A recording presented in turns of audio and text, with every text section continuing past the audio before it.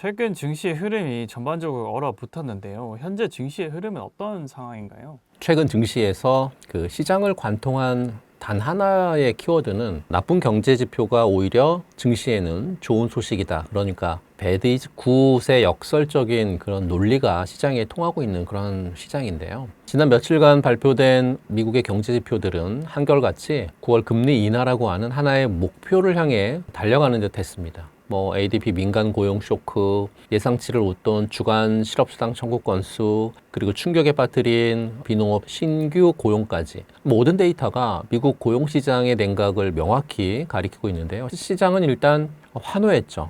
이 정도면 연준이 금리를 내리지 않고는 못 베길 것이다. 이런 기대감에 미국의 10년물 국채금리도 4%대로 급락을 좀 했는데요. 미국의 10년물 국채금리도 보게 되면 이렇게 밑으로 떨어지고 있는 이런 부분들인 거고요. 9월 달에 금리 인하할 수 있을 그 확률이 그러니까 25bp가 아니라 50bp 할 수 있는 빅컷이라고 해서 50bp 빅컷 확률까지 현재 고개를 좀 들고 있고요. 9월, 10월, 12월까지 연속 금리 인하가 시장의 어떤 새로운 컨센서스로 자리를 잡는 그런 분위기인 것 같습니다. 하지만 바로 이 시점에 우리는 좀 냉정해져야 될 것 같다라는 말씀 좀 드리고 싶고요. 그러니까 모두가 아는 호재는 더 이상 호재가 아니라고 하는 증시 격언처럼 9월 금리 인하라고 하는 재료는 이미 시장에 사실 어떻게 보면 120% 정도 반영이 됐잖아요.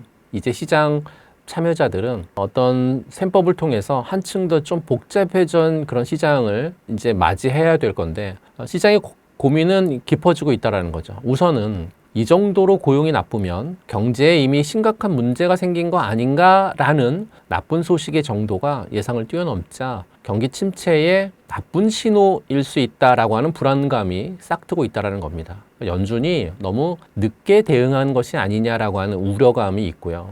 두 번째는 금리 인하의 성격과 폭이 이제 어떻게 될 것인가에 대한 부분들인데요. 그러니까 늦었지만 지금이라도 보험성 인하로 대응을 해야 된다라고 하는 50bp의 빅컷.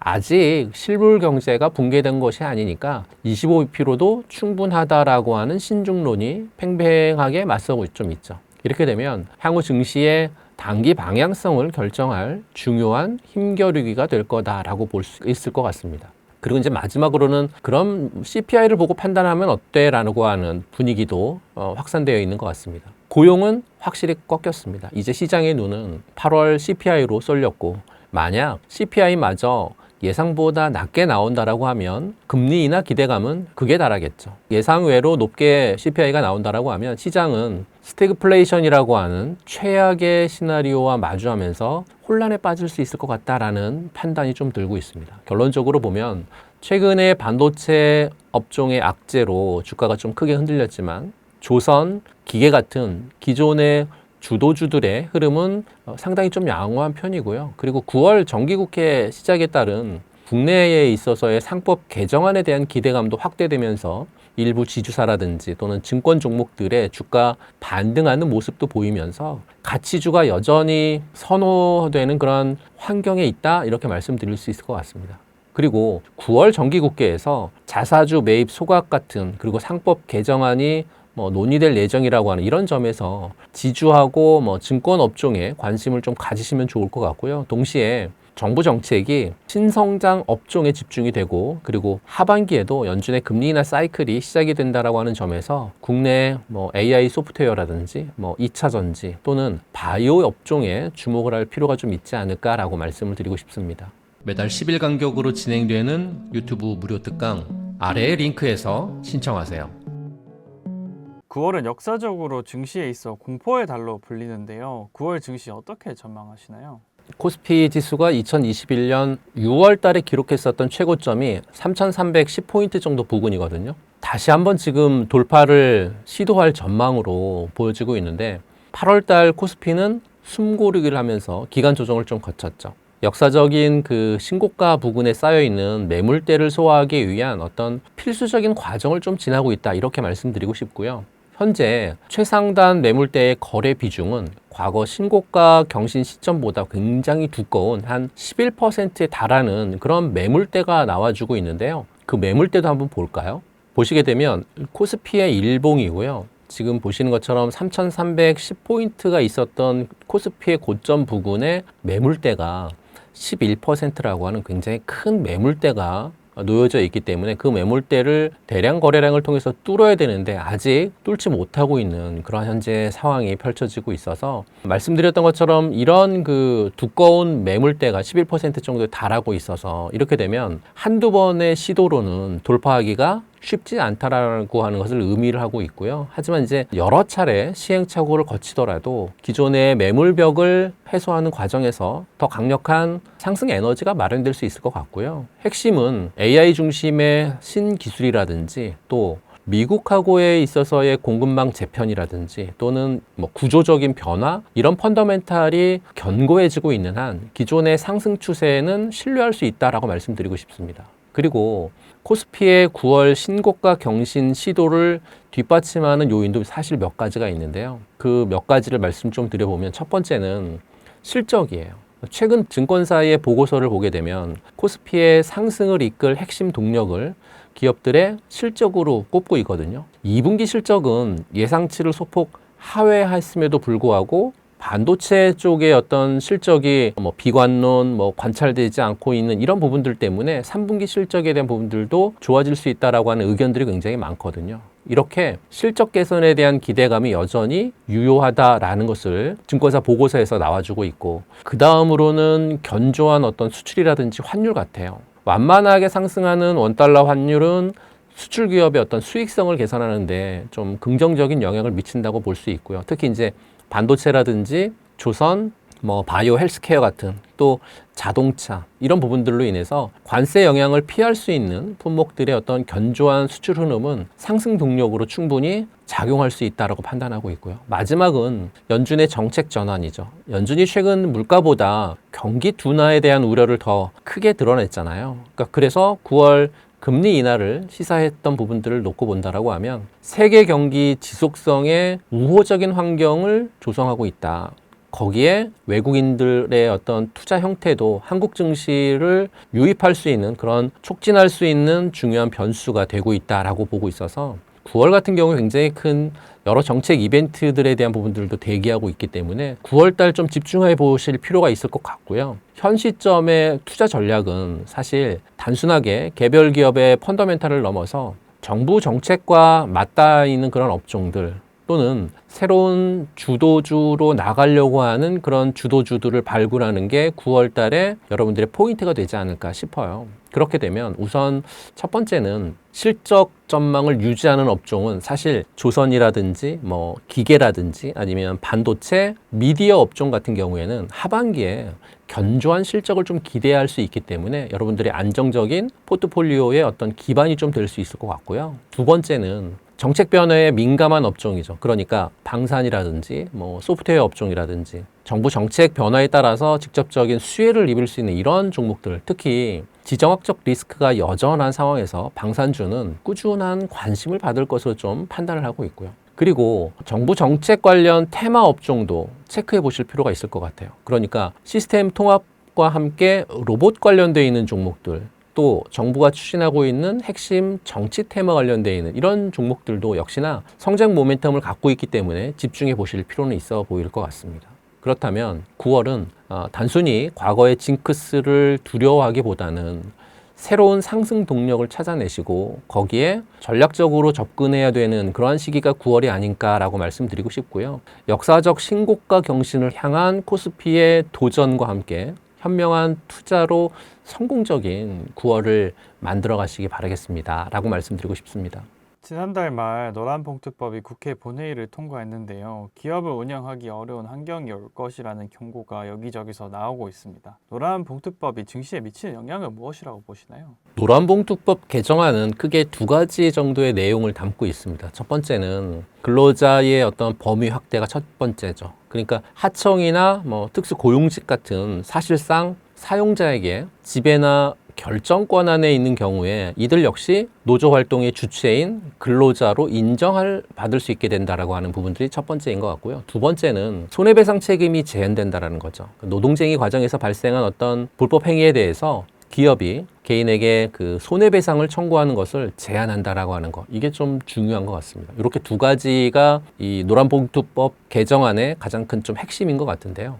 기업들은 이 법안이 이제 통과됨으로 인해서 이제 파업에 대한 리스크가 커졌고 또 경영 불확실성이 증대될 것을 좀 우려하고 있는데, 특히 이제 대규모 파업이 발생할 경우에 생산 차질로 인한 손실이 커질 수 있고, 또 이렇게 되면 기업의 수익성 악화로 이어질 수 있다라고 하는 부분들 때문에 지금 뭐 증권사의 보고서라든지 뉴스 기사를 통해서 이 두 가지 부분들, 손실에 대한 거, 그다음에 수익성 악화에 대한 부분들은 여러분들이 많이 들어보셨을 거예요. 이 노란봉투법은 특정 산업에 직접적인 영향을 미치면서 증시 전반에 분명 파급 효과를 가져올 수 있을 것 같은데, 먼저는 코리아 디스카운트의 심화 가능성입니다. 그러니까 우리 증시의 발목을 잡아온 게 그동안 코리아 디스카운트의 원인이었잖아요. 그 원인 중에 하나가 사실은 노사관계였다는 거죠. 그러니까 외국인 투자자들은 예측 불가능한 노사분규 리스크를 가장 꺼리고 있는데, 노란봉투법이 산업 현장의 분쟁을 늘릴 수 있다라고 하는 우려가 커지면서 외국인 자금의 신규 유입이 둔화되거나 또는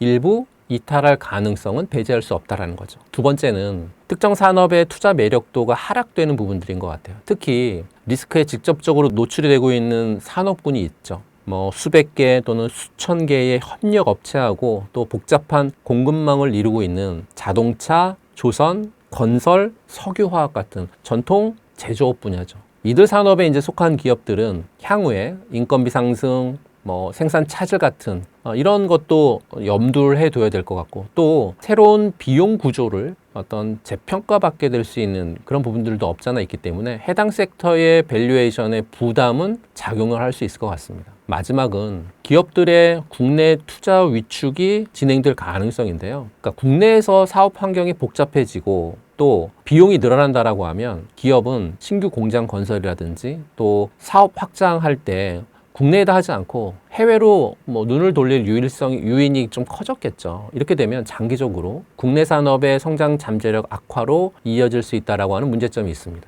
그렇다면 이 새로운 리스크에 어떻게 대응하는 게 좋을까요? 노란봉투법의 영향을 최소화하면서 기회를 포착할 수 있는 전략으로는, 그러니까 노동 집약적인 산업에 대한 신중한 접근이 좀 필요할 것 같습니다. 앞서 언급한 뭐 제조업이라든지 조선 같은 노동 집약적인 산업에 속한 기업에 대한 투자는 사실 굉장히 신중하게 접근을 하실 필요가 있을 것 같고요. 개별 기업의 노사관계 안정성이라든지 또는 재무 건전성 같은 부분들은 면밀히 분석하는 것이 굉장히 중요해졌다. 그리고 자동차라든지 또는 기술 중심 기업으로 시선을 이동시키는 게 좀 필요할 것 같습니다. 노란봉투법의 리스크는 결국에는 노동력에 대한 의존도가 높은 기업들에게 집중될 수밖에 없죠. 반면에 자동화라든지 또는 로봇 그리고 소프트웨어 같은 기술 혁신을 통해서 노동력의 의존도를 줄이는 그런 기업들은 상대적으로 리스크에서 자유로울 수 있습니다. 이런 기업들이 시장의 새로운 주도주가 될 가능성이 높다라고 판단하고 있습니다.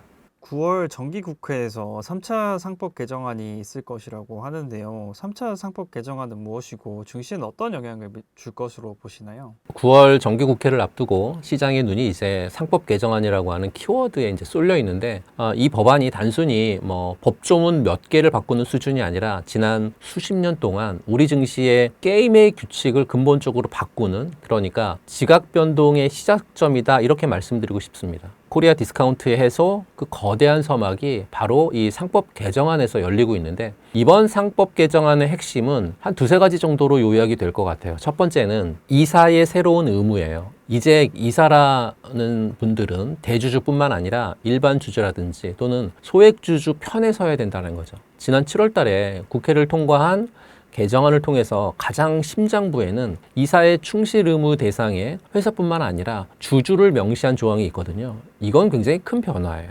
과거에는 회사의 이익에만 부업이 된다라고 하면 그 과정에서 일반 주주의 어떤 이익이 희생되는 결정을 했거든요. 예를 들면 불공정한 합병에 대한 비율이라든지 또는 헐값에 자회사 자산을 매각하는 일이 용납이 됐거든요. 근데 이제는 의사결정 시에 모든 주주의 이익을 공평하게 고려해야 된다는 거죠. 이게 법적 의무를 지게 된다는 겁니다. 이렇게 되면 소액주주가 부당한 결정에 맞서서 목소리를 낼 수 있고 강력한 무기를 손에 주게 되었다라고 하는 부분들의 의미가 있는 거가 요번 첫 번째 이사의 새로운 의무이고요. 두 번째는 감시 부분이 좀 강화된 거예요. 3% 룰 강화 역시 굉장히 중요한 변화인데 최대 주주하고 특수관계인의 의결권을 3%로 묶었다는 거죠. 그래서 감사위원 선임에 대한 영향을 제한하는 거고, 이렇게 되면 지배주주의 전횡을 좀 막을 수 있고, 또 이사회의 독립성이라든지 투명성을 높일 수 있거든요. 그로 인해서 건강한 어떤 기업 지배 구조를 만드는 핵심 장치로 요 3% 룰도 작용을 잘 할 수 있을 것 같습니다. 세 번째는 주주 환원에 있어서의 어떤 약속인 것 같습니다.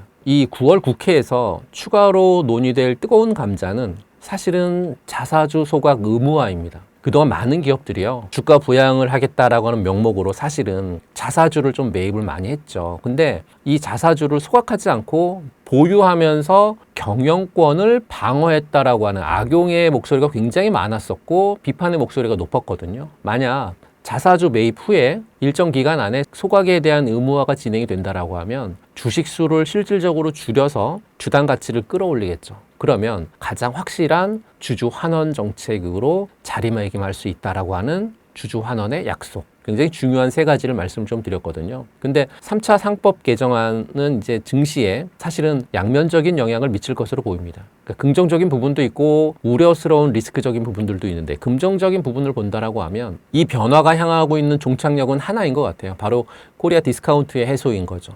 부실한 그 지배 구조라든지 또는 낮은 주주 환원은 우리 증시가 제 가치를 평가받지 못했던 가장 큰 이유였잖아요. 그런데 상법 개정안은 이 고질적인 문제를 뿌리채 건드리고 있는 부분들이거든요. 만약 이 법안들이 성공적으로 안착을 한다라고 하면 한국 증시의 어떤 구조적인 재평가가 일어나면서 시장 전체가 한 단계 레벨업하는 역사적인 순간을 맞이할 수 있을 것 같고요. 물론 이제 우려스러운 부분들도 있습니다.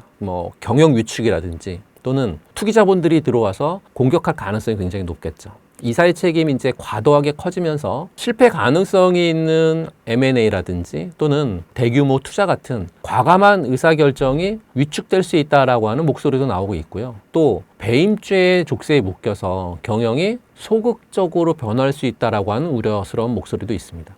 그리고 강화된 주주 권한을 빌미로 해서 단기 시세 차익을 노리는 행동주의 펀드의 공격에 무방비로 노출될 수 있다라고 하는 이런 점도 사실은 리스크적인 부분들이기 때문에요. 말씀드렸던 부분들을 가지고 긍정적인 또는 리스크적인 부분들을 잘 판단하셨으면 좋겠다라는 말씀 드리고 싶습니다.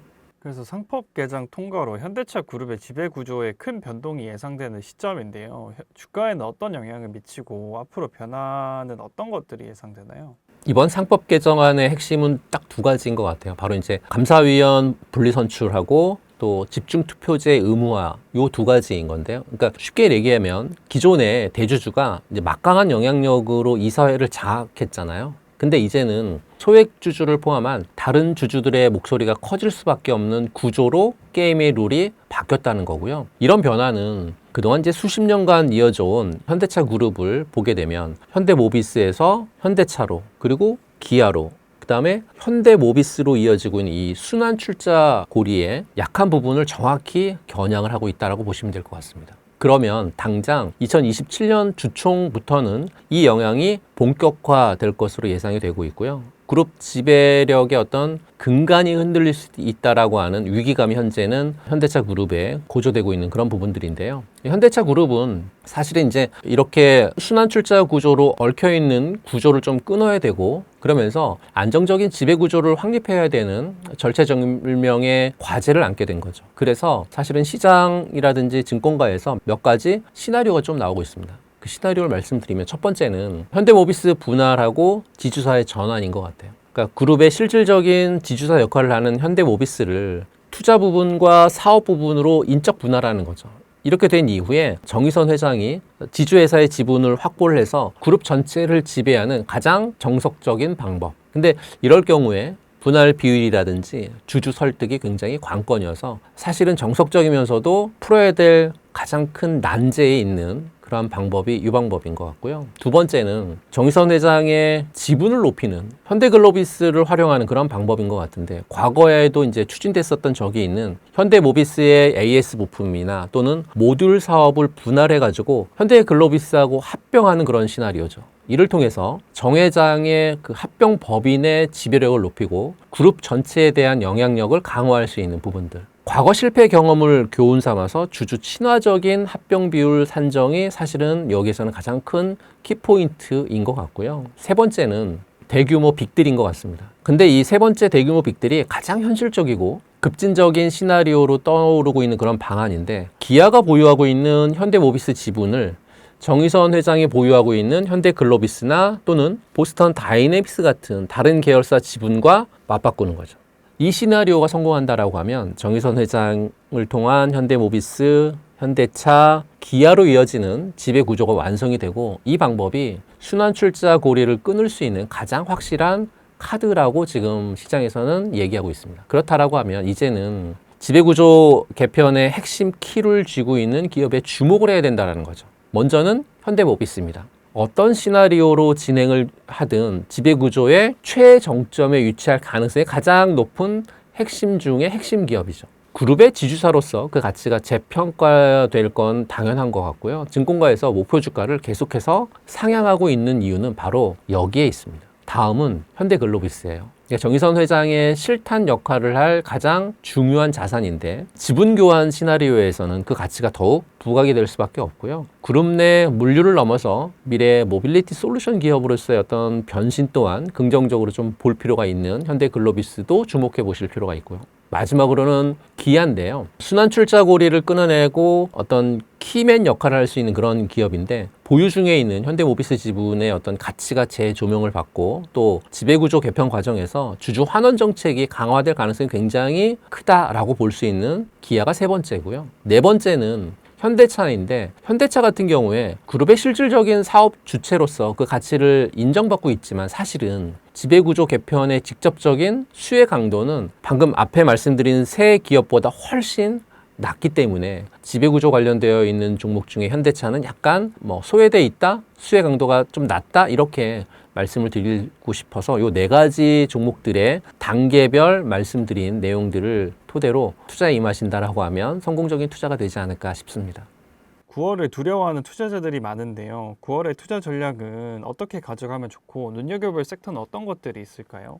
역사적 통계를 본다라고 하면 9월이 주식시장에서 결코 녹록치 않은 달이었음을 보여주는 자료들이 굉장히 많죠. 이른바 9월 효과는 사실은 단순한 징크스가 아니고, 2000년 들어서 코스피의 9월 월평균 수익률은 마이너스 0.5입니다. 굉장히 부진했어요. 다른 달들은 그래도 플러스로 해서 수익률이 플러스권에 있었는데 9월 달만 유독 마이너스 0.5로 부진하죠. 특히 IT라든지 금융 같은 주력 업종의 하락세가 굉장히 두드러졌었던 게 9월 달이었고요. 올해 9월 달 역시 이러한 계절성에 더해서 몇 가지 부담을 안고 좀 출발을 하고 있는 상황인데요. 우선 인플레이션에 대한 우려가 완전히 가시지 않았으면서 장기 금리가 쉽게 내려오고 있지 않은 하방 경직성을 보이고 있다는 거죠.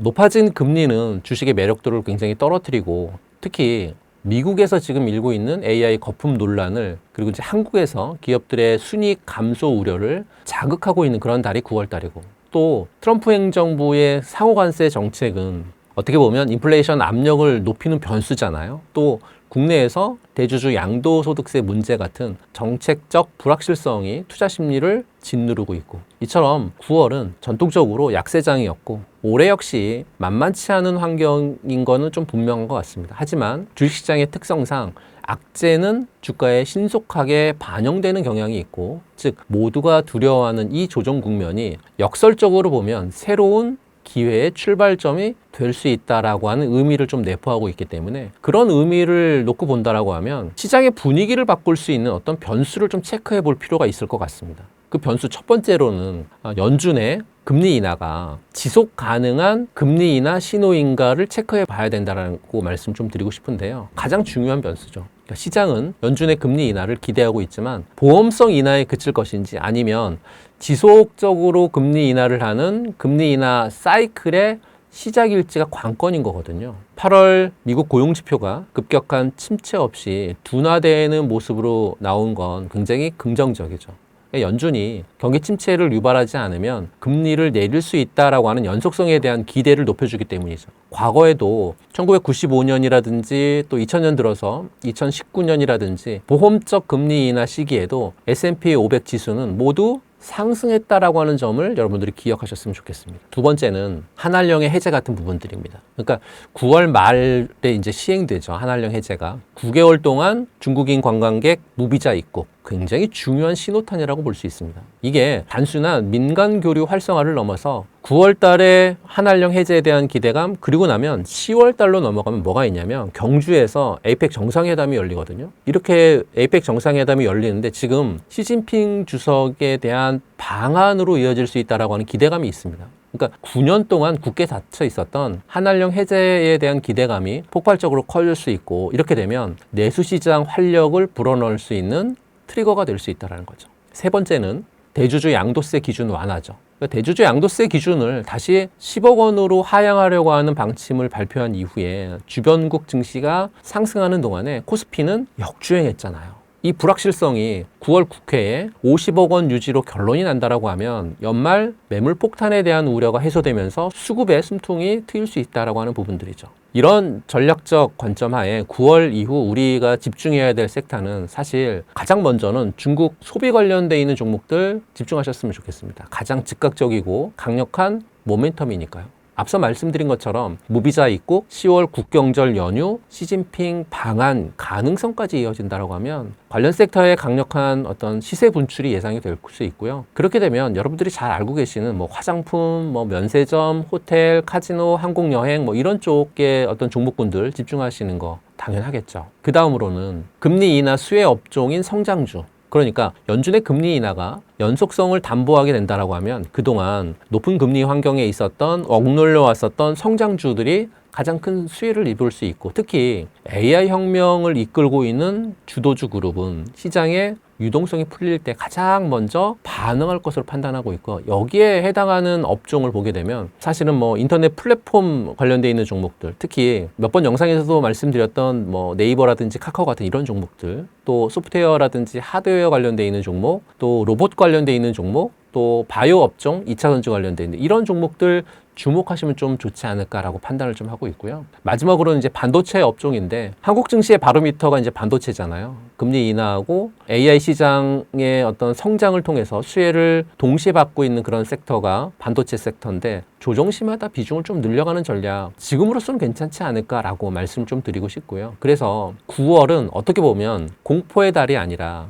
용기 있는 투자자에게 기회를 주는 달이다, 이렇게 좀 말씀드리고 싶습니다. 그런 용기를 가지시는 분들은 9월 20일 제 특강을 통해서 어떻게 용기를 내서 어떤 종목에 어떤 섹터에 투자를 해서 10배거 종목을 선택을 함으로 인해서 내 계좌가 정말로 10월달 가을인데 가을의 단풍 색깔처럼 빨갛게 변할 수 있느냐, 굉장히 중요하거든요. 지난 9월 10일에 있었던 강의 너무 많은 분들이 신청해 주시고 많은 분들이 보여주시고 또 많은 분들이 문의를 해주셨어요. 너무 좋다. 계속해서 이런 좋은 거 무료로 여러분들에게 유튜브에서 말씀드려 볼 거고요. 그로 인해서 투자를 통한 수익, 무료 강의이니까 무료 특강을 통해서 여러분들이 가져가셨으면 좋겠고, 9월은 공포의 달이 아니라 정말 용기 있는 투자자분들이 수익을 가져가는 그런 달로 9월 20일 만들어 드리도록 하겠습니다. 반드시 들어오셔서 참여해 주시기 바라겠습니다. 2000년대 주가 반등에 큰 기대를 품었던 분들이 많은데요. 주가가 다시 내려오면서 혼란을 겪고 계신 분들이 많습니다. 최근 2차전지 주가가 하락한 이유는 무엇이라고 할 수 있을까요? 네, 불과 얼마 전까지만 해도 2차전지 산업은 미래를 이끌 성장 동력으로 기대를 모으면서 주가가 좀 급등을 했었고, 하지만 이제 최근 주가가 다시 조정 국면에 진입하면서 많은 투자자분들이 불안감을 좀 느끼고 계신 것 같아요. 그럼 이런 조정을 왜 조정이 들어왔고, 현 상황에서 우리가 어떤 관점으로 접근을 좀 해야 될지, 이거에 대한 부분들을 좀 말씀드려 보면, 최근 2차전지 주가가 하락한 이유는 몇 가지 복합적인 요인들이 좀 작용하면서 시장의 기대감을 꺾고 투자 심리를 좀 위축시키고 있는데, 가장 큰 원인은 바로 전기차 시장의 성장 둔화인데요. 최근 발표된 올해 상반기 글로벌 전기차 판매량은 전년 대비해서 28% 증가했지만 여전히 기대에 못 미치는 수준이라고 하는 수치인 거고요. 지금 자료에서 보시는 것처럼 특히 북미 시장 같은 경우에 3% 증가에 그치면서 심각한 부진을 보이고 있는데요. 여전히 내연기관차 대비해서 높은 가격은 일반 소비자들의 구매를 망설이게 한다는 거죠. 특히 금리가 높은 상황에서 차량 할부 이자 부담이 커지면서 구매력은 더욱 좀 악화됐고, 특히 미국에서 IRA 전기차 세액 공제 종료 같은 정책 불확실성이 커지고 있다고 하는 점이죠. 하지만 과도한 우려는 금물인 것 같아요. 최근 정부기관의 유권 해석에 따르게 되면 대금 납부를 마친 전기차는 9월 30일 이후에도 세액 공제가 가능하다는 거죠. 그러니까 9월 이후에 전기차 판매 급감이 일어날 가능성은 낮다고 판단이 되고요. 또한 하반기부터 미국 현지 ESS 배터리 출하가 본격화되면 전기차 시장 부진을 상쇄할 수 있다라고 하는 점은 사실은 긍정적인 요인이거든요. 두 번째는 유럽 시장 안에서 한국 배터리 점유율의 하락 부분이에요. 유럽 시장의 전기차 수요는 여전히 성장하고 있음에도 불구하고 한국 기업들의 배터리 출하량은 전년 대비 감소하는 양상을 좀 보이고 있거든요. 2021년에 70% 정도에 달했던 국내 배터리 3사의 합산 점유율이 올해 초 30%까지 하락하기도 했으니까요. 하지만 다행히도 올해 들어서는 월별 기준으로 점유율이 서서히 올라가고 있고, 특히 이제 지난 7월 달 같은 경우에 점유율이 30% 중반, 35% 정도 유지하고 있는 걸로 알고 있거든요. 또 유럽 OEM 입장에서 보게 되면 중국 배터리에 대한 의존도가 60% 넘을 경우에 향후 공급망 비용 부담이 커질 수 있는데요. 핵심 원자재법이 특정 의존도를 65% 미만으로 권고를 하고 있기 때문에 순환경제법이 역내 배터리 조달을 강조하는 점을 고려해 본다라고 하면 한국 배터리 기업들의 점유율도 30% 중반 이상을 계속 방어할 수 있을 거다라고 예상이 되는 거죠. 만일 이처럼 30% 중반 이상을 방어한다라고 하면 점유율로 인해서 올해 하반기부터는 연간 증가세로 전환될 가능성도 굉장히 높아 보이는 유럽 시장인 거죠. 세 번째는 리튬 가격 하락 리스크인데요. 산업 전반의 가격 하락 리스크로 작용했었던 게 리튬 가격의 변동성이었고, 이로 인한 투자자들에게 부담을 상당히 주었는데, 올해 6월 중순서부터 중국의 공급 개혁안이 발표되면서 리튬 가격이 저점 대비해서 40% 이상 상승을 했죠. 지금은 킬로그램당 10.6달러 수준을 기록을 좀 하고 있는데, 물론 추세적인 상승을 위해서는 수요 회복의 가능성이 굉장히 있어야 되는 부분들인데요. 이 수요 회복에 대한 가능성보다는 공급에 대한 부분들이 지금은 좀 절제를 하고 있는 그런 상황이기 때문에 폭발적으로 급격하게 가격이 폭락하거나 폭등하는 부분들은 없을 걸로 판단을 하고 있고, 한 10달러에서 14달러 정도 부분을 현재 올해 하반기 금액적인 부분들이 진행이 될 것 같다라는 말씀 좀 드립니다. 종합적으로 보면 모두가 장밋빛 꿈을 꾸던 시기는 지났지만 혼란을 겪는 지금이야말로 진짜 실력을 가진 기업을 헐값에 살 수 있는 기회의 시간이다라고 말씀드리고 싶고요. 지금의 주가 부진은 이미 시장의 추정치의 상당 부분 반영이 됐고, 추가적인 하방 압력은 제한적이다라고 말씀드리고 싶습니다. 기업의 본질적 가치라든지 또는 새로운 성장 스토리에 집중하면서 선별적으로 접근하신다라고 하면 이번 조정 국면이 계좌를 한 단계 성장시키는 정말 소중한 밑거름이 될 거다라고 저는 확신합니다.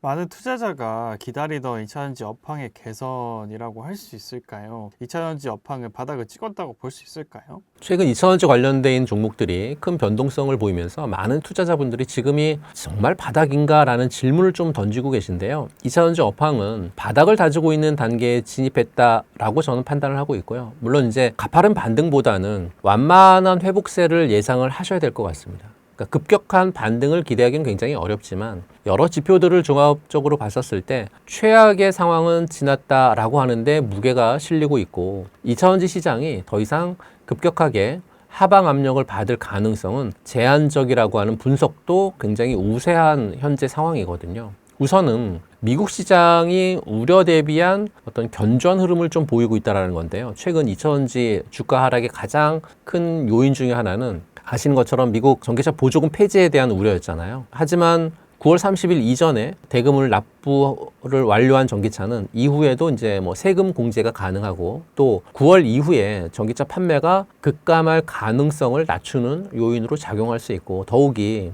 올해 하반기부터 미국 현지에서의 뭐 ESS 배터리 출하 본격화된다라고 하면 전기차의 부진을 저는 ESS가 충분히 상쇄할 수 있을 거라고 이제 말씀드리고 싶고요. 미국 정부가 에너지 안보라든지 공급망에 있어서의 재편을 위해서 칼을 빼들었다고 하는 거, 특히 지난번 트럼프 행정부의 OBBBA 감세 법안하고 그거하고 연관된 IRA 세부 조항 관련돼 있는 부분들을 놓고 봤을 때, 그러니까 미국 땅에 ESS 설치할 때 최대 50%에 해당하는 투자세액 공제를 받으려면 중국 거는 안 된다는 거잖아요.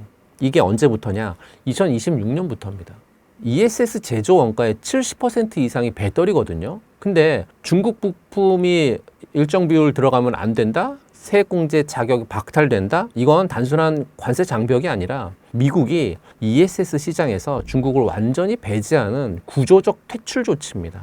현재 80%에 달하는 중국의 점유율이 하루아침에 주인 없는 땅이 되고 그야말로 시장의 판을 새로 짜는 게임 체인저가 저는 될 거다라고 말씀드리고 싶고요. 더 중요한 건 이 ESS 사업이 사실은 전기차 배터리보다 훨씬 더 많이 남는 장사라는 점이죠. 그러니까 컨테이너 형태로 공급이 돼서 판가가 2배가량 높고요. 무엇보다 100% 독자적으로 수령할 수 있다는 거. 이렇게 되면 기업의 순이익 증가로 직결돼서 주가 상승에 강력한 기폭제가 되겠죠. 올해 1월부터 7월 달까지 글로벌 전기차 등록 대수가 1,000만 대를 돌파하면서 지난해 같은 기간보다 28% 증가했는데요. 지금 자료를 보시게 되면 연간 성장률이 28%입니다. 이건 단순히 일시적인 현상이 아니라 전 세계적인 탄소 중립, 그리고 각국의 내연차 판매 금지, 그리고 소비자들의 환경의식에 대한 고취, 이런 구조적인 변화에서 오는 결과라고 말씀드리고 싶고요. 전기차는 더 이상 얼리 어댑터의 전유물이 아닌 거죠. 대중적인 교통수단으로서의 확고한 자리를 잡고 있는 그런 부분이다라고 말씀드리고 싶고요. 마지막으로 수요 둔화 우려의 과장인 부분들도 물론 있는 것 같아요. 그러니까 일부 언론하고 보고서에서 전기차 시장의 캐즘 우려는 정말 주로 단기적인 경기 둔화라든지 또는 특정 모델에 있어서의 판매 부진에 기반한 것이다 라고 말씀드리고 싶습니다. 전체 시장을 놓고 봤었을 때 성장은 꾸준히 지속되고 있잖아요.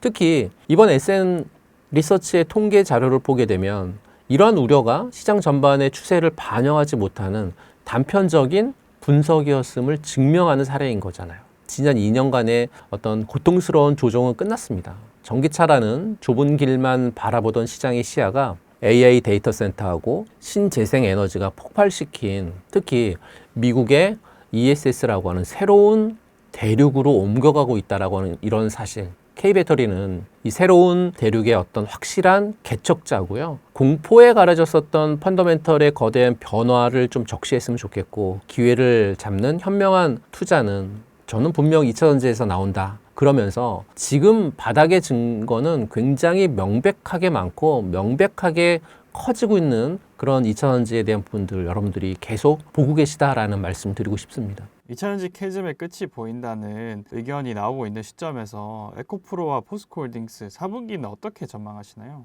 에코프로는 이제 본업에서의 점진적인 회복이라든지 또 수익성에 대한 증명이 사실은 하반기의 관건인 것 같아요. 특히 자회사 중에 에코프로 BM 4분기에 점진적인 실적 개선 흐름을 이어갈 전망인데요. 에코프로의 투자 포인트는 삼성 SDI라든지 SK온 같은 국내 셀 메이커들의 가동률이 회복되면서 양극재 출하량이 꾸준히 증가할 걸로 현재는 좀 보이고 있고, 특히 하반기에 출시되는 신규 전기차 모델 쪽의 물량 공급이 본격화될 것으로 기대하고 있습니다. 그리고 광물 가격이 안정화됐잖아요. 광물 가격이 안정화되면서 원가보다 낮은 판가를 적용했었던 과거 부담이 이제 좀 크게 줄어들면서 3분기를 기점으로 해서 4분기에는 수익성 개선에 직접적인 어떤 기여를 할 수 있을 것 같고, 최근에 미국 정부의 중국산 ESS 강화 움직임, 국내 배터리 소재 업체들에게 정말 새로운 기회의 요인이 될 수 있을 것 같습니다. 여기에서 에코프로의 ESS용 양극재 공급 확대 가능성을 좀 주시해 볼 필요가 있을 것 같고요. 또 LFP 배터리 쪽에서의 영역이 좀 확대되고 있는 부분들,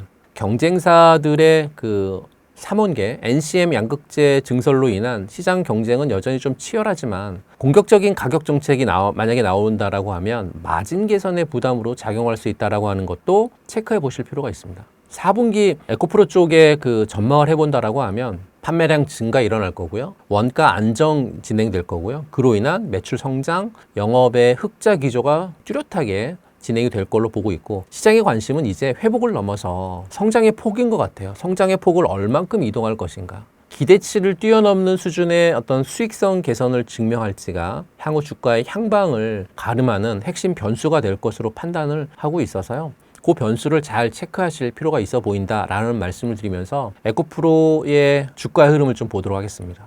에코프로의 주가 흐름을 놓고 봤었을 때 검정색 라인이 굉장히 중요하다라고 여러 번 제 영상에서 설명드린 부분들이 있죠. 주가의 모양이 바닥을 다진 이후에 상승을 했다가 정말 검정색 라인 부근에서 주가는 검정색 라인 부근에서 맞고 밑으로 지금은 떨어지고 있거든요. 에코프로 같은 대형 종목들은 사실은 검정색 라인을 한 번에 이렇게 뚫고 갈 수는 없습니다. 한 2번 정도 내지는 3번 정도 검정색 라인을 터치를 해야 상승할 수 있는 그런 가능성이 좀 널려 있는 종목들이 이런 큰 대형주들이거든요. 그렇다라고 하면 에코프로는 지금 49,000원, 5만 원 아래 정도에 머물고 있는데 오늘 녹화하는 날이 9월 8일이거든요. 5만 원 아래 정도에는 장투하시는 분들에 한해서는 이 정도 가격대는 분할 매수를 충분히 해볼 수 있는 그런 가격대로 볼 수 있을 것 같고요. 중요한 포인트 하나 더 말씀을 드린다라고 하면, 그럼 에코프로가 지금은 분할로 매수했다. 그러면 언제 검정색 라인을 치고 올라갈 때 어떤 조건을 체크를 해야 검정색 라인을 치고 올라가는지에 대한 부분들을 설명드려 본다라고 하면, 주가의 모양이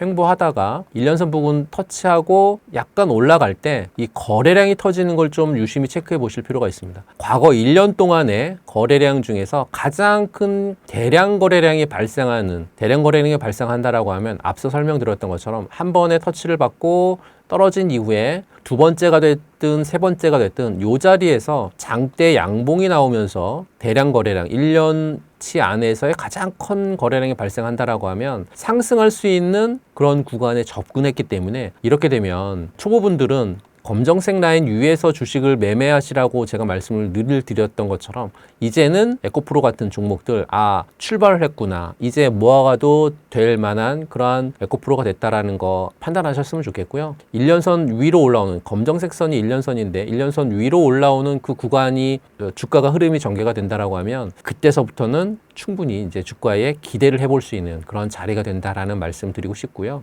포스코홀딩스 4분기에 대한 부분들도 좀 본다라고 하면, 포스코 같은 경우에는 철강 산업의 이제 부진이 계속 진행이 될 것 같고, 리튬 사업 쪽에서의 성장통을 좀 증명하는 구간이 올해 4분기가 아닐까 싶습니다. 포스코홀딩스는 올해 상저하고의 모습을 좀 보이겠지만 속을 좀 들여다본다라고 하면 복잡한 양상이 좀 펼쳐지는 그런 기업이에요. 그러니까 정통적인 철강 사업이라든지 또는 2차전지 소재 산업 간의 어떤 희비가 엇갈릴 수 있는 게 올해 3분기, 4분기가 될 것 같거든요. 이 포스코 리튬 사업의 원년이 올해죠. 그러니까 아르헨티나의 염수 리튬이라든지 또 광양 쪽에서의 그 수산화 리튬 공장이 본격적으로 양산 궤도에 올랐고, 4분기에는 의미 있는 어떤 생산량이라든지 매출이 발생할 겁니다. 그러면서 숫자로 찍히겠죠. 시장은 이 새로운 사업이 빠르게 안정적인 어떤 수율을 확보하고 흑자로 전환하는지에 대한 부분들을 굉장히 예의주시할 수 있다라고 말씀드리고요. 물론 이제 철방 쪽에서의 업황 부진이라든지 또 2차전지 소재 산업에 대한 어떤 초기 투자 부담이 주가의 상당 부분 사실은 반영이 되어 있다라고 볼 수 있을 것 같고요. 만약에 이제 4분기에 리튬 쪽에서의 그 성과가 가시화된다라고 하면 기업 가치 재평가의 어떤 촉매제가 될 수 있다라고 볼 수 있습니다. 물론 건설이라든지 전방 산업의 수요 부진으로 인해서 철강 사업의 어떤 획기적인 실적 개선은 어렵고요. 이로 인해서 그룹 전체의 실적 부담을 작용할 수 있습니다. 하지만 2차전지 소재 쪽에서의 성과가 일부 상쇄할 수 있을 걸로 보여지고 있고, 새로운 공장 쪽에서 램프업 과정에서 발생할 수 있는 어떤 잠재적 리스크라든지 또 안정화가 진행되기까지의 초기 그 손실폭 예상보다 커질 경우에는 물론 이제 투자 심리에 부정적인 영향을 좀 줄 수는 있겠지만, 4분기 포스코홀딩스에 대한 부분들을 정리를 해본다라고 하면, 전망도 말씀을 좀 드려본다라고 하면, 포스코홀딩스의 4분기는 리튬 사업의 성과를 숫자로 증명을 해야 되는 굉장히 중요한 시간인 것 같고요. '철강 부분이 물론 이제 발목을 잡더라도 리튬 사업이 시장 기대치를 충분히 충족시키는 어떤 생산량이라든지 수익성을 보여준다라고 하면 주가는 바닥을 다지고 상승 동력을 얻을 수 있을 거다라고 말씀드리고요. 다만 최근에 HMM 인수설에 대한 부분들로 인해서 주가가 약간 좀 하락을 하는 모습을 좀 보였죠. 4분기 실적 발표에서 이제 공개가 될 리튬 생산량 판매에 대한 데이터, 또 HMM 인수 관련되어 있는 변동성이 있기 때문에 이런 부분들을 좀 체크하시면서 4분기 대응하시면 좋을 것 같고요. 포스코홀딩스도 차트를 보면서 말씀 좀 드려보도록 하겠습니다. 포스코홀딩스의 4분기를 놓고 본다라고 하면 지금 이 자리는 단기적인 매매가 충분히 가능한 자리다라고 말씀을 좀 드리고요. 앞서 에코프로를 보셨던 것처럼 맞고 주가가 검정색 라인에서 떨어지고 횡보한 다음에 다시 이제 검정색 라인 부근으로 올라올 때 대량 거래량이 발생을 하는 부분들을 보이실 거예요. 이렇게 되면 주가는 한번 검정색 라인 부근에서 좌충 우돌이, 그러니까 우당탕이 진행이 될 거예요. 오르락 내리락. 근데 최근 들어서 빠졌었던 이 구간은 사실은 HMM이라고 하는 변수가 생겼기 때문에 빠진 거거든요. 만약 그 변수가 없었다라고 하면 저는 포스코홀딩스는 여기에서 이렇게 횡보하다가 4분기 리튬에 대한 수익성 개선이 진행되면서 숫자로 찍히는 게 분명히 보일 때 그 기대감으로 인해서 먼저 주가는 움직이기 때문에 4분기 들어가기 전후, 그러니까 9월달, 10월달 정도면 이렇게 상승 가능했었던 그러한 차트의 형태 모양이 나왔었던 거죠. 하지만 HMM에 대한 리스크가 좀 있었기 때문에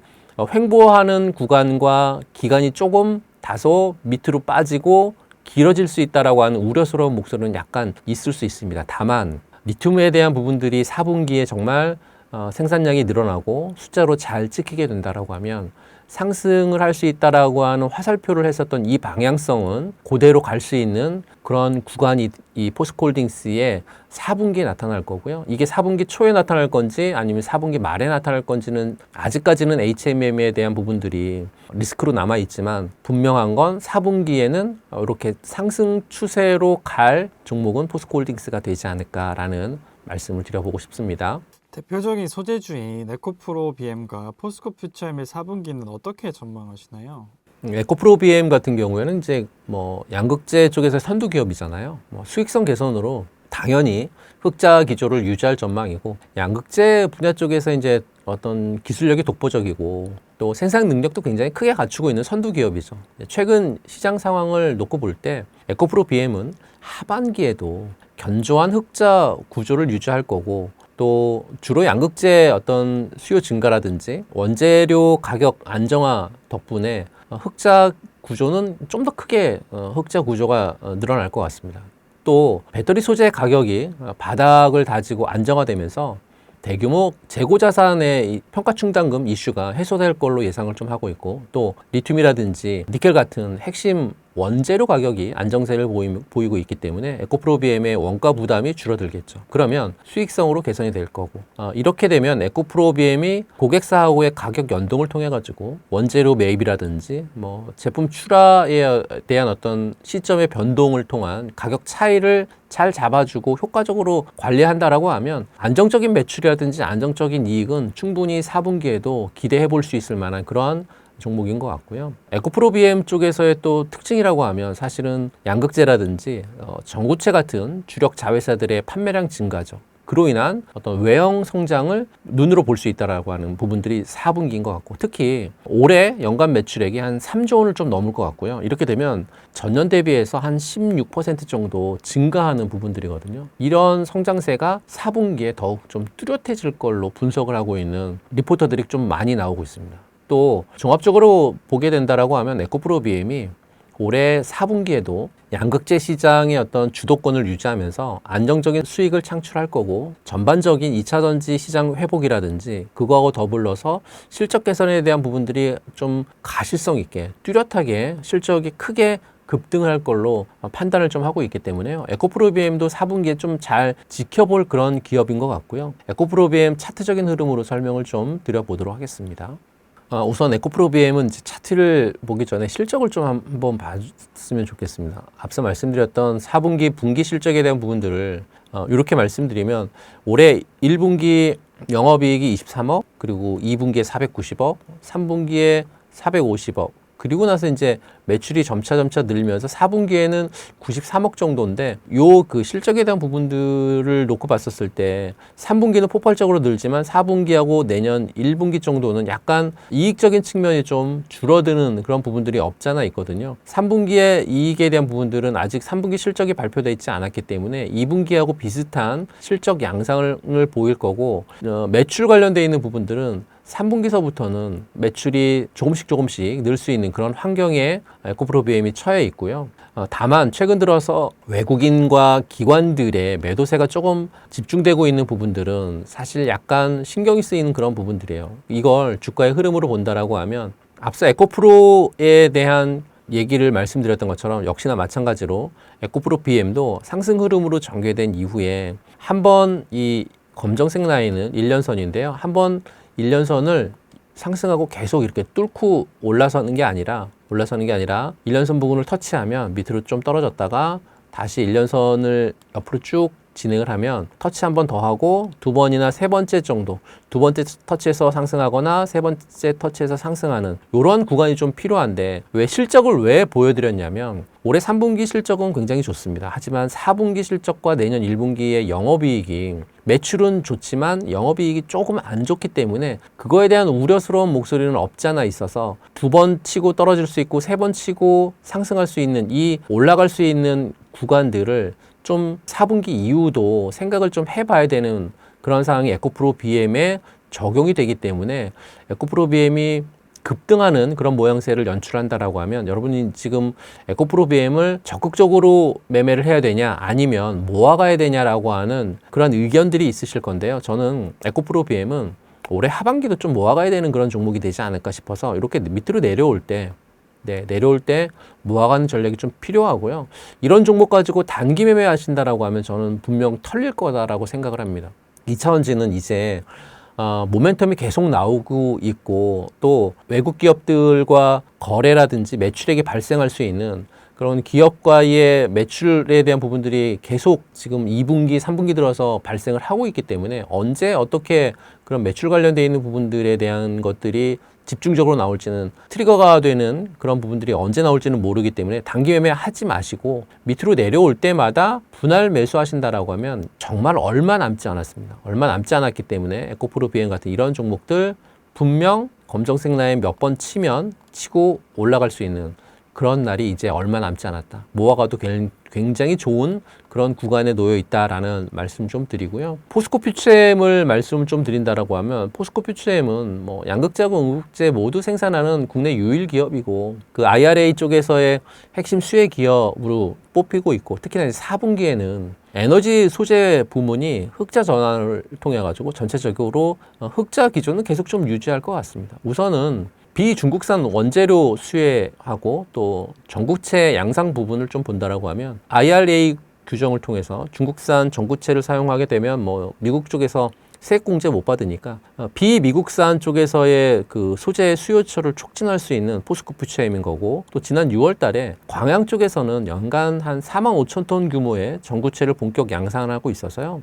이런 어떤 비중국산 전환의 어떤 직접적인 수혜를 충분히 받을 수 있는 기업이 저는 포스코 퓨처엠이다라고 말씀드리고 싶고요. IRA 같은 정책은 국내 배터리 소재 기업들에게 탈중국 기회를 제공하고 경쟁력을 높일 수 있는 정말 유리한 환경을 좀 조성했다. 그렇게 말씀드리고 싶고요. 포스코 퓨처엠 쪽의 그 음극재 사업의 잠재력을 본다라고 하면 현재 그 낮은 가동률로 인해서 적자를 기록하고 있는 음극재 사업도 올해 흑자 전환이 좀 예상이 되고 있습니다. 특히 이제 미국이 중국산 흑연의 뭐 93%의 관세에 대한 부분들이 진행이 되기 때문에 포스코 퓨처엠의 음극재 사업에 대한 기대감도 고조되고 있고 국내에서 유일하게 전기차용 음극재에 대응할 수 있는 그런 역량을 갖고 있는 기업이 포스코 퓨처엠이거든요. 또 중국산 흑연 규제의 어떤 반사이익을 통해서 더욱 좀 큰 성장이 기대가 되는 그런 종목인 것 같고 물론 이제 그 최종 판정은 12월 달에 나올 예정이지만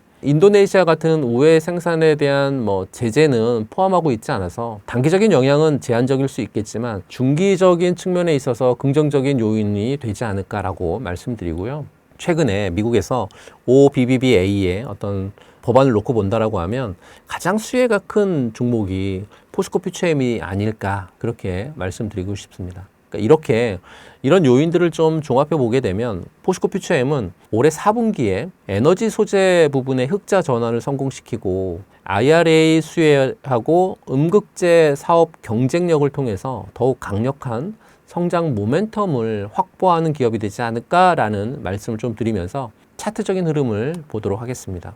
2차전지 대부분의 종목들 중에 사실은 말씀드리고 싶은 건 검정색 라인 위에 있는 종목을 여러분들이 지금은 좀 찾아보셔야 될 것 같아요. 그런 종목을 찾아보셔야 돼요. 왜냐하면 그런 종목이 다른 2차전지 종목들보다 조금 빨리 갈 수 있기 때문에 그러거든요. 근데 물론 이제 포스코 퓨처엠도 역시나 올해 하반기, 그러니까 4분기 정도부터는 지금은 검정색 라인 맞고 떨어졌지만 한번 맞고 바로 갈 수 있을 수도 있을 것 같아요. 근데 이 구간이 뭐랄까요, 4분기나 좀 돼야, 그래야 이 검정색 라인 위에 여기 지금 박스권 이렇게 네모나게 박스 그린 요 자리까지 4분기나 돼야 좀 올라서지 않을까, 그런 판단은 앞서 말씀드렸던 여러 가지 이유들이 있기 때문에 그렇게 설명을 드렸고요. 실적을 본다라고 하면 분기적인 실적인데 올해 1분기서부터 2분기에는 뭐 영업이익이 크게 발생하지 않지만 3분기, 4분기, 내년 1분기로 가면 갈수록 실적도 좋아지고 영업이익도 좋아지거든요.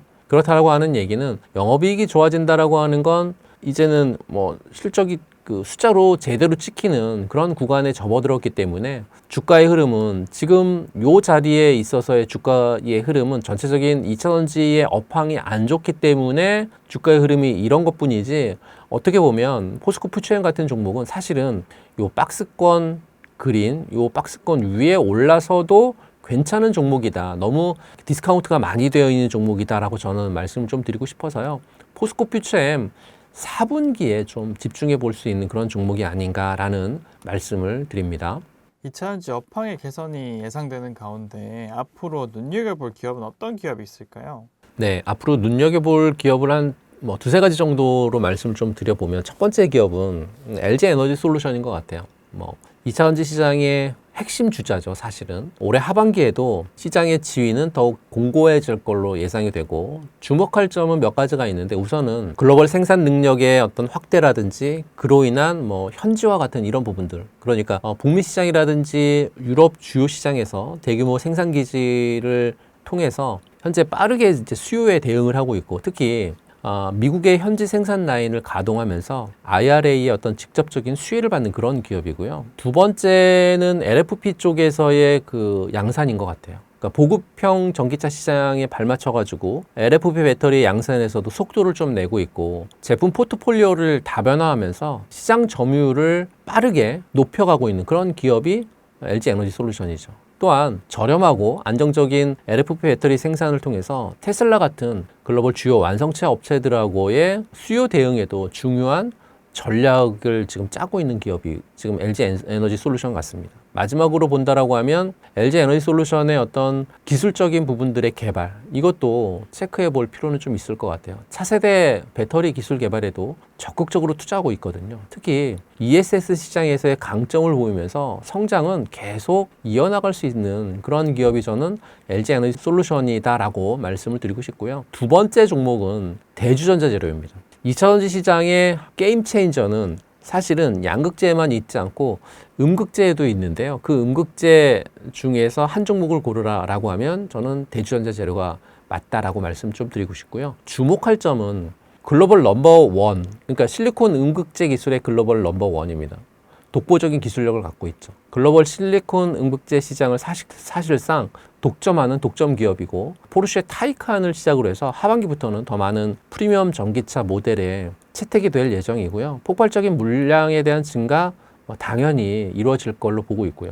이 대주전자 재료를 주목하고 있는 건 사실은 성장률하고 수익성인 것 같아요. 그러니까 실리콘 음극재는 기존의 흑연 음극재보다 훨씬 높은 가격에 팔리고 있는 어떤 고부가가치 제품이거든요. 이렇게 되면 고객사의 어떤 다변화라든지 침투율 상승이 본격화되는 하반기부터는 매출도 좋아질 거고, 이익도 계단식으로 점프업하는 그런 모습을 좀 보일 수 있는 그런 기업이어서 주목해 보실 필요가 있겠다. 또 전기차 쪽만 있는 게 아니라 IT 기기라든지 전동공구 같은 다양한 어플리케이션을 통한 실리콘 음극재 적용이 확대되고 있는 부분들도 굉장히 좀 좋아 보이고 있거든요. 그래서 대주전자재료의 어떤 성장 스토리에 이제는 단기간에 그치지 않고 중장기적인 성장 스토리가 진행이 될 수 있기 때문에 계속해서 좀 여러분들이 체크해 보실 필요가 있는 종목이 아닌가라고 말씀드리고, 세 번째 종목은 장비 기업인 P&T예요.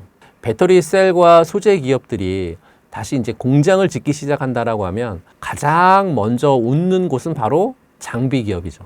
P&T는 전국 공정에 사용되고 있는 코트 장비 분야에서 세계 최고의 경쟁력을 갖고 있는 그런 기업이거든요. 하반기부터 이제 본격적인 수주 랠리가 기대가 좀 되고, P&T의 주목할 점은 역대 수주 잔고하고 추가 수주에 대한 어떤 모멘텀인 것 같아요. 국내 배터리 3사의 북미 시장이라든지 또 유럽 공장 증설 투자가 하반기부터 이제 본격적으로 재개가 된다라고 하면 이미 든든한 수주 잔고를 확보한 상황에서 연말 또 내년 상반기까지 대규모 추가 수주가 이어질 가능성이 굉장히 높다라고 판단하고 있고요. 수주 공시가 나올 때마다 주가는 한 단계 계속 레벨업 할 수 있겠죠. 이런 P&T 같은 종목도 여러분들이 체크가 충분히 필요한 그런 사항에 있다라고 말씀드리고요. P&T의 강력한 무기는 사실은 삼성 SDI, LG 에너지솔루션, SK온 같은 국내 3사는 물론 해외의 유수한 배터리 기업들까지 고객사로 확보하고 있고, 그로 인한 안정적인 성장 기반을 갖는다라고 하는 게 가장 큰 무기인 것 같습니다.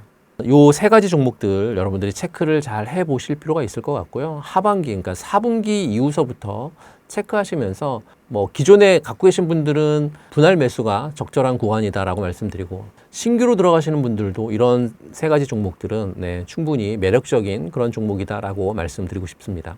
2차전지 기업들에 투자한다면 어떤 전략을 가지고 투자하는 것이 좋을까요?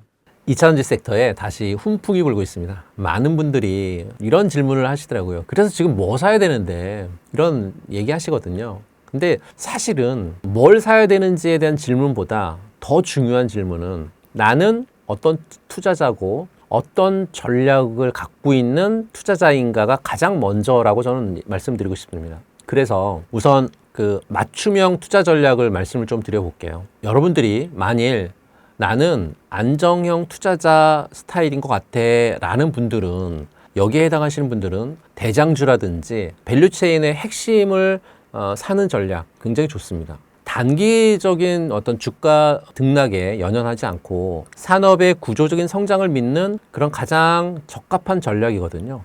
핵심은 그럼 누가 가장 안정적으로 돈을 가장 잘 버는가, 이게 포인트거든요. 그러니까 포트폴리오를 구성할 때 예를 들어 보면 삼성 SDI처럼 무리한 그 확장보다는 수익성 또는 기술력에 집중하는 기업이 최고의 선택 같습니다. 이런 기업들은 업황이 회복될 때 가장 먼저 안정적인 실적을 기록할 수 있고요. 포트폴리오의 어떤 든든한 버팀목이 되어줄 수 있죠.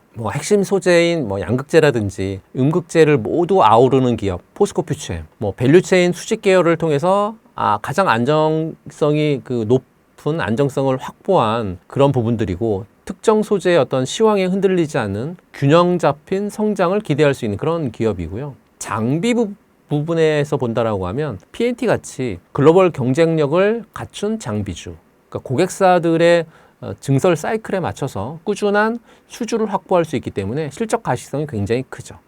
이런 셀 메이커라든지 핵심 소재, 장비나 부품 기업의 분할 매수 전략으로 대응하신다라고 하면 최소한 한 2, 3년 정도 보유하고 단기 목표가에 연연하지 마시고 전기차 침투율이 30%를 넘어가는 어떤 산업의 패러다임이 바뀔 때까지 동행하겠다라고 하는 관점으로 투자하신다라고 하면 실패하지 않고 굉장히 큰 과실을 누릴 수 있는 그러한 투자 형태죠. 두 번째는 성장 추구의 투자자들 같은 경우에 대한 부분들을 말씀 좀 드려볼게요. 성장 투자자들, 그러니까 여기에 해당하시는 분들은 기술적인 혜자를 가진 기업에 집중 투자하시는 전략이 굉장히 좋죠. 그러니까 시장의 평균 수익률을 뛰어넘는 고수익을 목표로 하는 투자자분들이라고 하면 남들과 똑같은 종목에 투자해서는 안 되고요. 누구도 따라올 수 없는 기술적 혜자를 가진 그런 기업들, 시장에 판도를 바꿀 게임 체인저 종목을 찾는 거죠. 포트폴리오 구성 예를 들어본다라고 하면 앞서 말씀드렸던 대주전자재료 같은 그러니까 실리콘 음극재 쪽에서의 K배터리의 기술력을 한 단계 끌어올린 그런 핵심 소재가 실리콘 음극재인데 이 실리콘 음극재 쪽에서 가장 넘버 원이 되는 그러한 종목이 대주전자재료 같은 이런 종목들이죠. 시장 개화기인 지금이 폭발적인 성장의 과실을 온전히 누릴 수 있는 최적의 투자 시점이라고 말씀드리고 싶고요. 하이니켈 양극재 쪽에서의 에코프로 BM도 하이니켈 양극재 분야에 있어서의 세계 최고의 기술력을 자랑합니다. 전기차 시장이 다시 프리미엄과 고성능 중심으로 재편이 될 때 가장 강력한 주가 탄력성을 보여줄 수 있는 그런 기업이다라고 말씀드리고 싶습니다. 이렇게 말씀드린 기업들의 어떤 기술의 가치가 주가에 충분히 반영되지 않았다고 판단이 될 때 과감하게 집중적으로 비중을 확대하는 결단이 좀 필요하고 남들이 주저할 때 투자를 해서 큰 수익을 얻을 수 있는 그런 기업들인 것 같습니다. 2차전지 시장은 다시 우리에게 큰 기회를 제공하고 있다라고 말씀드리고 싶고요. 하지만 묻지마 투자의 시대는 끝났다라고 말씀드리고 싶고요. 여러분들의 투자 성향을 명확히 인지하시고 그에 맞는 전략을 세워서 원칙대로 실행하는 투자자분들만이 이번 상승장의 진정한 승자가 될 수 있을 거다라고 저는 말씀드리고 싶고요. 그런 여러분들의 성공 투자를 기원하겠습니다. 9월 20일입니다. 지난 특강을 통해서도 많은 분들이 특강을 신청을 해주셨는데요. 9월 20일 마찬가지로 비공개 특강이 열립니다. 비공개이기 때문에 홈페이지에 들어오셔가지고 신청을 해주셔야 저희가 SNS로 개별적으로 안내를 좀 해드릴 거고요. 그 특강에 보게 되면 시황 또 종목의 섹터 안에서의 텐베거 종목 이런 종목들에 대한 것뿐만 아니라 주가의 흐름에 있어서의 전략. 지금 영상에서는 전략에 대한 부분들을 좀 세심하게 말씀을 못 드렸어요. 하지만 특강을 통해서는 전략적인 부분들에 있어서의 세심한 부분들을 통해서 말씀을 좀 콕 집어서 드릴 테니까 여기서 사고 여기서 파세요 이렇게 말씀을 좀 드릴 겁니다. 그걸 원하시는 분들은 특강 잊지 마시고 들어오시고요. 특강이 매달 10일씩마다 열립니다. 그러니까 10일, 20일, 30일, 10일, 20일, 30일 이렇게 열리니까 알람 설정을 해두세요. 알람 설정을 해두시고 이번 9월 20일 저녁 8시에도 특강이 열리니까 꼭 들어오셔서 많은 것 가져가시는 여러분들 되셨으면 좋겠다라는 말씀 드립니다.